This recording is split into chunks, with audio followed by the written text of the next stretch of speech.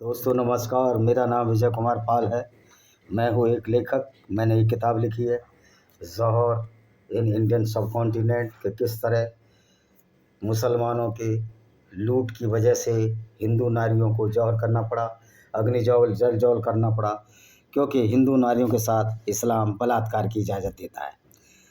इस तरह मेरी ये दूसरी किताब है लेमेंट ऑफ सिंजार। आप मेरा वीडियो देखते हैं तो आप इन किताबों को ज़रूर पढ़िए। ये शाश्वत पब्लिकेशन बिलासपुर पर उपलब्ध है। इसमें लेमेंट ऑफ सिंजार में यजीदी औरतों का किस तरह अबू बकर अल बगदादी ने बलात्कार किया, कुरान की आयत पढ़कर ये हिंदुओं को किस तरह इस्लाम की वजह से यंत्रणा झेलनी पड़ी, इसका पूरा जिक्र है। और किस तरह से भारतीय कानून ने भी हिंदुओं के डेवलपमेंट के रोड़े लगाए, विकास में अवरुद्ध किया। ये ब्लेंडर ऑफ ब्लेस्फेमी है कि ब्लेस्फेमी के नाम से किस तरह गैर मुस्लिम की हत्याएँ इस्लामिक कंट्रियों में की जा रही हैं, ख़ास तौर पर पाकिस्तान, बांग्लादेश और अफ़गानिस्तान में।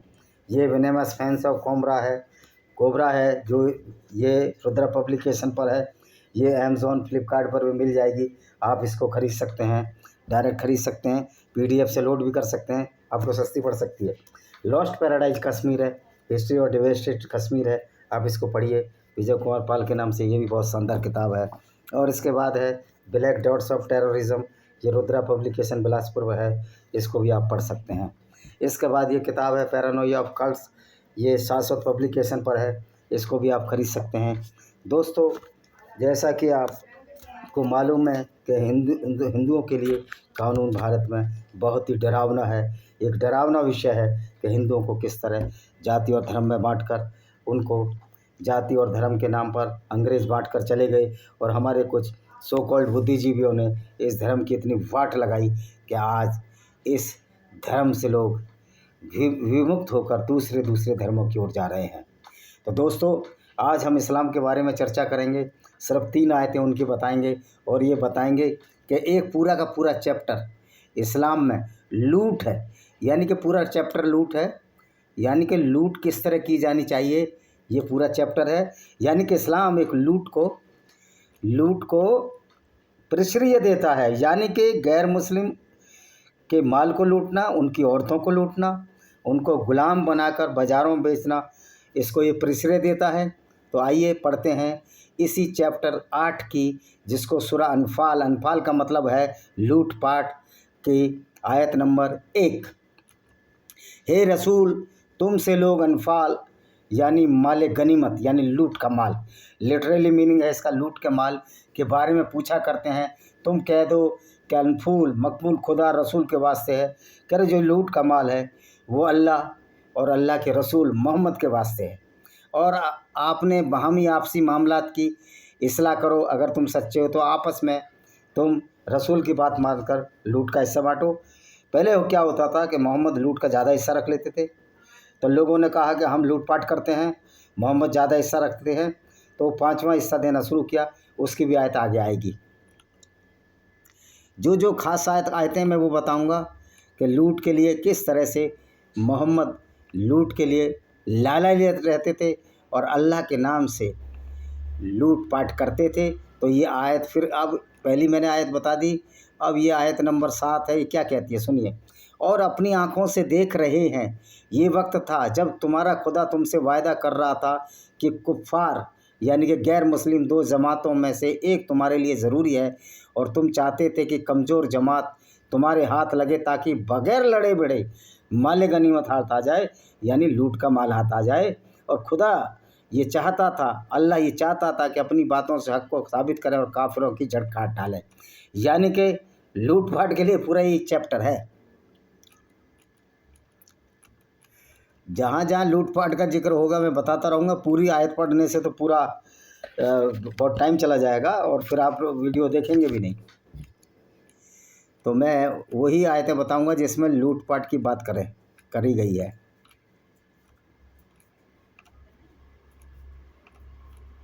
अब 41 पढ़ देते हैं, चलो।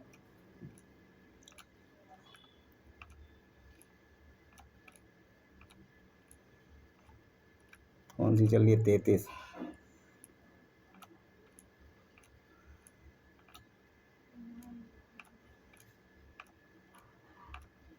और देखिए,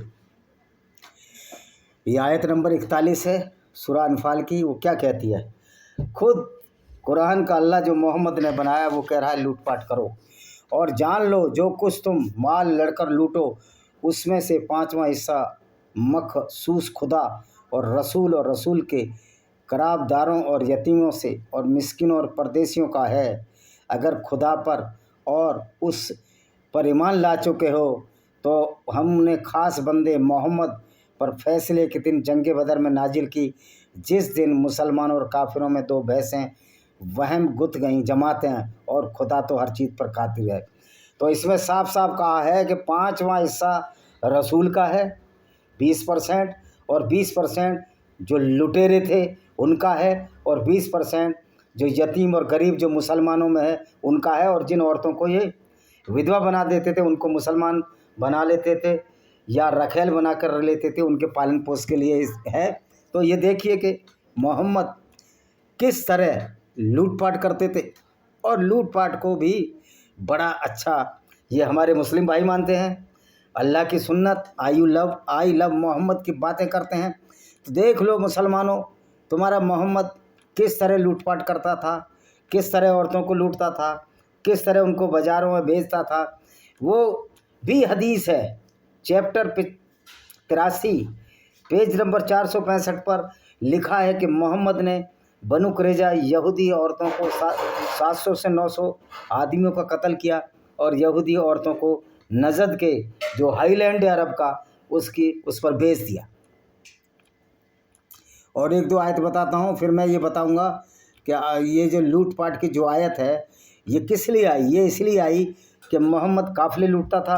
अब मोहम्मद को तो साबित करना था कि लूटपाट हम नहीं कर रहे, ये अल्लाह के नाम पर कर रहे हैं। गो कि अल्लाह नाम की कोई चीज़ इस दुनिया में नहीं है, क्योंकि दुनिया को बनाने वाला इस तरह की लूटपाट के लिए किसी एक खास मुसलमानों को तो नहीं कहेगा।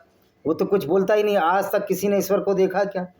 उसकी बनाई चीज़ों को देखा ही। हम मानते हैं कोई ईश्वर है जो क्रिएटर है, तो क्रिएटर जो सृजन करता होता है वो कभी भी किसी के साथ भेदभाव नहीं करता। लेकिन यहाँ तो अल्लाह ही पैगंबर को आदेश दे रहा है कि गैर मुस्लिमों को लूट डालो, उनकी औरतों को लूटो, उनको रखेल बांदी लौंडी दासी बना दो। तो ये लौंडी शब्द अरबी शब्द है, ये बताना पड़ता है क्योंकि किस तरह अल्लाह के नाम पर मोहम्मद ने पैसे की लूट मचाई, फसलें लूटी, लोगों के काफ़िले लूटे और बड़ी चालाकी से उसको अल्लाह की इच्छा मान दिया। कभी प्रूव नहीं हुआ कि ये अल्लाह जो दुनिया को बनाने वाला है ये काफ़िले लूटेगा। तो इस तरह से आप देखते हैं कि कुरान में लूटपाट की भी इजाज़त है। और अब दूसरी दो आयतें बताएंगे आपको कि जिसमें ये बताया जाएगा कि किस तरह मुसलमान चैप्टर 9 की 5वीं आयत जो कि आयत अल तौबा की आयत है, जिसमें ये लिखा गया है कि रमज़ान के जब पवित्र महीने बीत जाएं तो काफिरों को जहां चाहो कत्ल करो, उनकी घात लगा कर बैठो और अगर वो नमाज पढ़ लें तो उनको छोड़ दो। अल्लाह बड़ा दयानतदार है और सब रहमत वाला है। अब ये बताइए अल्लाह आपको कब छोड़ रहा है? जब आप मुसलमान बन गए। तो ये अल्लाह तो मुसलमानों का है और मुसलमानों में तो ये अरबियों का अल्लाह है, क्योंकि वो कहते हैं कि मैंने ये कुरान अरबी में इसलिए उतारी कि ये ताकि लोग इसे आसानी से समझ सकें। तो इससे सिद्ध होता है कि इस्लाम अरबियों द्वारा फैलाया गया है। ये अरबी अल्लाह है, अरबी पैगंबर है और अल्लाह तो एक वास्तविक रूप में कोई अल्लाह नाम की चीज़ ही नहीं है। ये तो एक फैटेंसी, एक फैलेसी, एक झूठ फैलाया गया है अल्लाह के नाम पर, क्योंकि दुनिया को बनाने वाला अल्लाह इस तरह का पैगंबर नहीं भेजेगा जो काफ़िले लूटता था। जो हमने अपनी इसी चैप्टर 8 की सूरह अनफाल का नाम ही लूटपाट है, यानी कि कुरान में एक आयत पूरा एक चैप्टर लूटपाट का है। अब बताइए कोई अल्लाह लूटपाट जो दुनिया को बनाने वाला है लूटपाट के लिए कहेगा? क्या ये आपको नहीं लगता कि ये मोहम्मद का बनाया हुआ पैगाम है? और फिर इसी पैगंबर के आप आई लव यू मोहम्मद के पोस्टर लिए बरेली की सड़कों पर घूमते हैं, कभी इंग्लैंड की सड़कों पर घूमते हैं, कभी वेटिकन सिटी की सड़क, वहाँ तो घूम नहीं सकते, ईसाई हैं, वहाँ तो घुसने नहीं देंगे आपको। और कभी चाइना में भी आपको आप इस तरह के पोस्टर नहीं लहरा सकते। न तुमको दोस्तों अल्लाह बचाने आया न बचाएगा, क्योंकि अल्लाह है ही नहीं। और तुम जिस पैगंबर के नाम पर इतने नाज नखरे उठाते हो, इतनी बड़ी बड़ी गर्व के साथ कहते हो कि हमारा पैगंबर था, आई लव मोहम्मद। तो तुम्हारा पैगंबर किस तरह का था कि जिसको अल्लाह ने 20% लूट का भी हिस्सा दिया? क्या आपको लगता है कि अल्लाह लुटेरा पैगंबर भेज सकता है, या अल्लाह कोई वास्तविक सृजनकर्ता हो सकता है? ऐसा कभी हो ही नहीं सकता, क्योंकि ये तो सिर्फ मोहम्मद और उसके साथियों का बनाया हुआ धर्म था या विचारधारा थी, धर्म तो है ही नहीं। कुरान से बड़ा तो बड़ा अधर्म ही नहीं है, जिसमें लोगों को कत्ल करने की बात की जाए, जिसमें औरतों को गुलाम बनाने की बात की जाए, जिसमें औरतों को बेचने की बात की जाए, वो कभी भी अच्छी विचारधारा हो ही नहीं सकती। धर्म का मतलब होता है जो धारण करने वाला हो, और क्या ये धारण करने योग्य है? और रिलीजन का मतलब होता है जो रेलिवेंसी रखता हो, जो रेलिवेंट हो, यानी कि पूरी मानवता के लिए, पूरी कायनात के लिए, पूरे माशरे के लिए जो अच्छी बात हो उसको रिलीजन कहते हैं, और हिंदी में उसको धर्म कहते हैं। तो क्या ये धर्म है? इस्लाम से बड़ा कोई अधर्म नहीं, इस्लाम से बड़ी कोई ऐसी फिल्दी गंदी नजस विचारधारा नहीं जो पूरी दुनिया को दो हिस्सों में बांटती है। आप देख सकते हो फिर भी हमारे मुसलमान भाई इस पैगंबर पर बड़ा गर्व करते हैं। आई लव मोहम्मद के पोस्टर लटकाकर क्या आप ये साबित करना चाहते हो कि आप उस पैगंबर को, जो काफिले लूटा करता था, जो औरतों को लूटाता था, जो फसलें लूटता था, उसको आप अपना पैगंबर मानते हो? तो ये तो हुआ चैप्टर सूरह अनफाल, जो लूट का पूरा चैप्टर है। तो आप अब समझ सकते हो कि किस तरह हमारे मुस्लिम भाई इस किताब पर विश्वास करके, जो कि इंसानों द्वारा बनाई है, लोगों से लड़ाई लड़ रहे हैं और आई लव के मोहम्मद के पोस्टर बाहर निकल कर आ रहे हैं। आप बताइए, जब आई लव यू मोहम्मद के पोस्टर आप निकाले तो क्या तुम्हारी अल्लाह ने मदद की? आपके घर उजड़ गए, आपके मकान टूट गए, आपके शरीरों को तोड़ दिया गया, आपके हाथ पैर तोड़ दिए गए, आपको लंगड़ा कर दिया गया, कोई अल्लाह बचाने आया? आप तो कहते हैं अल्लाह के बिना पत्ता नहीं हिल सकता। वहाँ तो अल्लाह के बंदों को लाठियों से पीटा जा रहा था और अल्लाह कुछ नहीं कर रहा था, अल्लाह बेबस कर खड़ा था, क्योंकि अल्लाह है ही नहीं।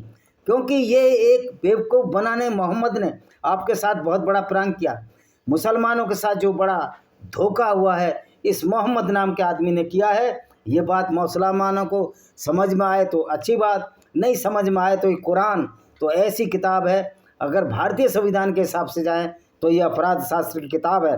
और मुझे आश्चर्य होता है इस कुरान की इन आयतों को पूरी दुनिया में क्यों उनको एब्रोगेट या ख़त्म नहीं कराया जाता या प्रतिबंध नहीं लगाया जाता, और इंटरनेशनल ऑर्गेनाइजेशन और जो भी यूनाइटेड नेशन ऑर्गेनाइजेशन में उसमें ऐसे इस्लामिक राष्ट्रों को सदस्य क्यों बना रखा है जिनकी कुरान गैर मुस्लिमों को काटने या मारने की बात कहती है?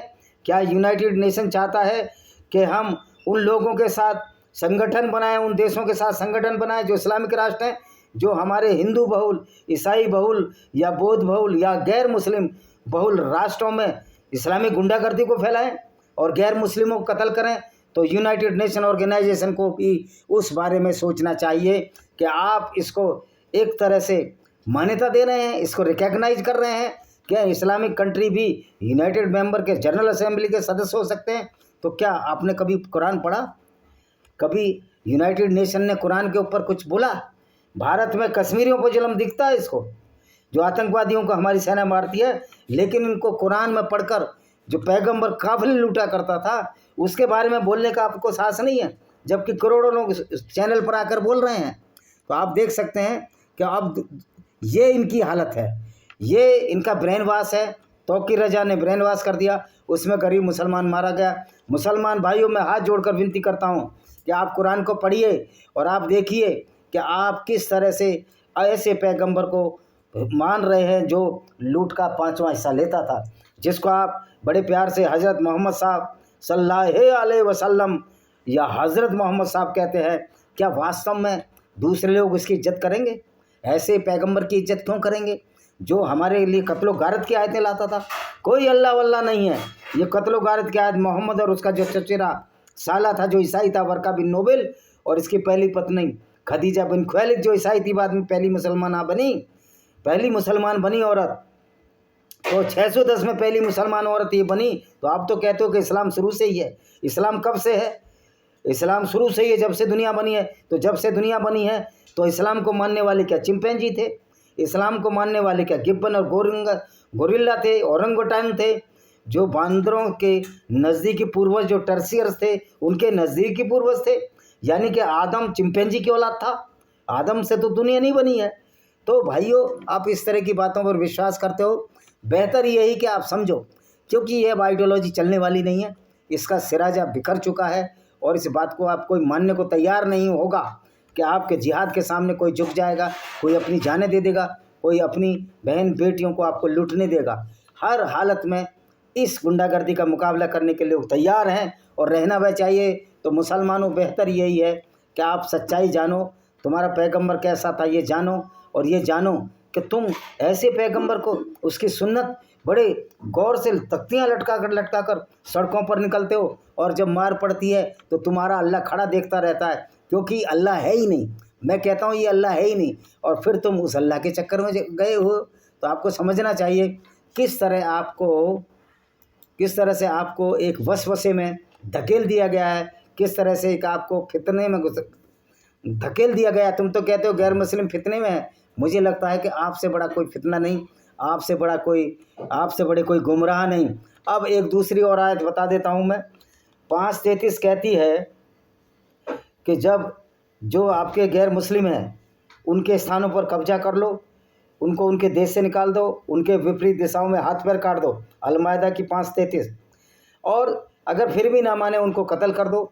तो जब कत्ल कर देते हैं तब आपके अल्लाह को शांति मिल जाती है, लेकिन जब आपके अल्लाह को नहीं मानते हैं, पैगंबर को नहीं मानते हैं, तो आपको बड़ा दुख होता है।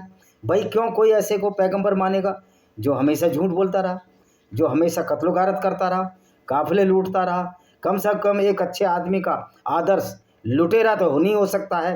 तो ये 3 आयतें थी, 5:33, 9 की 5 बताई, और सूरह अनफाल की 41वीं आयत बताई कि जिसमें मोहम्मद भी लूट का, जिसको माले गनीमत के नाम से सर्टिफाइड करते थे, उसका हिस्से लेते थे। ये है तुम्हारे पैगंबर मोहम्मद का करैक्टर। और जाते जाते एक बात बता दूं कि आप कहते हो अल्लाह के बिना पत्ता नहीं हिलता। वहाँ गाजा में सिर्फ तुम्हारी इस कुरान की वजह से 10-20 हज़ार लोग गाजा में मारे गए। रोज़ बम डल रहे हैं, अल्लाह कुछ नहीं कर रहा, और ना अल्लाह है ना कुछ करेगा। आपको अपना सुधार करना पड़ेगा। आप कुरान की आयतों पर चलोगे तो इसी तरह तुम्हारे साथ सलूक किया जाएगा, क्योंकि कोई भी क्रिया की विपरीत प्रतिक्रिया होती है। फिर आपका अल्लाह के नाम पर जो आप पहले शुरुआत करते हैं कि हमें तो पूरी दुनिया में इस्लाम फैलाना है, काफिरों को कत्ल करना है, गैर मुस्लिमों को कत्ल करना है, उनकी औरतों को लूटने का अधिकार है, उनको बांदी सेक्स स्लेव बनाने का अधिकार है। कि इस्लाम में ये है कि जो लूटी औरतें हैं वो अपने आप गुलाम हो जाती हैं, और उनके साथ रेप भी किया जाता है, फोर्सेबली रेप किया जाता है। यह है तुम्हारा इस्लाम, ये तुम्हारे पैगंबर साहब की सुन्नत है। ये शिक्षा तुम लेना चाहते हो। आखिर आप कहना क्या चाहते हो, आप करना क्या चाहते हो? आप थोड़े बहुत अपने दिमाग से काम क्यों नहीं लेते, अपनी बहुत थोड़ी बहुत अकल से काम नहीं लेते? आज सारी इस्लाम की जो कुरान है वो लड़ाई और फसाद की जड़ है। उसी की वजह से हमारे मुस्लिम भाइयों का बहुत सारा खून नाजायज़ बह रहा है, और वो भी गैर मुस्लिम का खून नाजायज़ बहाते हैं। क्योंकि शुरुआत तो मुसलमानों से होती है, क्योंकि मुसलमानों के लिए जिहाद ए असगर बहुत प्रमुख माना जाता है। और यहाँ शाहरुख खान ने भी एक बेवकूफ़ बनाने की कोशिश की हम लोगों को। वो कहता है जिहाद का मतलब होता है अपनी आत्मा की शुद्धि करना। मूर्ख शाहरुख खान, वो जिहाद अकबर होता है, यानी कि बड़ा जिहाद जिसमें अपनी आत्माओं की शुद्धि करना है, झूठ ना बोलना है। लेकिन तुम्हारा पैगंबर ने तो झूठ भी बुलवाया, झूठ बोलकर उसने काब बिन असराब को कत्ल कराया।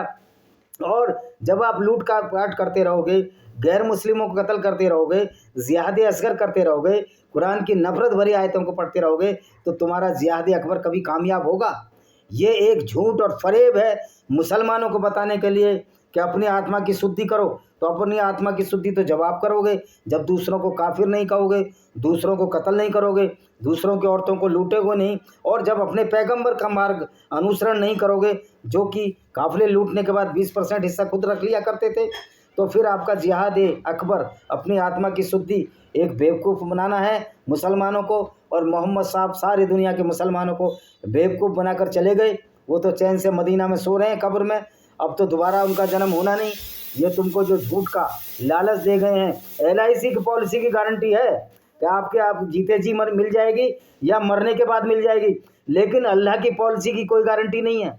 आप काफिरों को कत्ल करोगे, तो तुमको जन्नत और 72 हूरें और शहद की नहर और दूध की नहरें और पानी की नहरें और गुलाब बड़े आपको मिल जाएंगे। ये सब मूर्खतापूर्ण बातें हैं। अब सवाल यह है कि वैसे तो यहाँ अल्लाह ने शराब को कह दिया शराब बड़ी गंदी चीज़ है, नहीं पीनी चाहिए, वहाँ अल्लाह पिलाएगा कि मुसलमान कहते हैं मौलाना उससे नशा नहीं होगा, फिर वो क्यों शराब दे रहा है, फिर शराब वाइन पिलाई क्यों रहा है। और फिर कोई शराब पी के मान लिया शहद के नहर में गिर गया तो उसका क्या हालत होगी, कभी आपने सोचा है। तो इस तरह मोहम्मद ने जितना उल्लू अरबी मुसलमानों को बनाया, उसके बाद जितना ये मौलाना ये जो मोहम्मद के दूत हैं जो मोहम्मद की सुन्नत को आगे बढ़ा रहे हैं, जितना मुसलमान बनाया उतना देश में कहीं उदाहरण नहीं मिलता। तो दोस्तों ये किताबें ज़रूर खरीदिए, ये किताब है बहुत ही शानदार किताब है, इसको पढ़ खरीदिए। रुद्रा पब्लिकेशन पर है, अमेजॉन फ्लिपकार्ट पर भी आप ले सकते हैं। इसी के साथ मैं इस वीडियो को विराम देता हूँ। वंदे मातरम, जय हिंद, आपका दिन शुभ हो।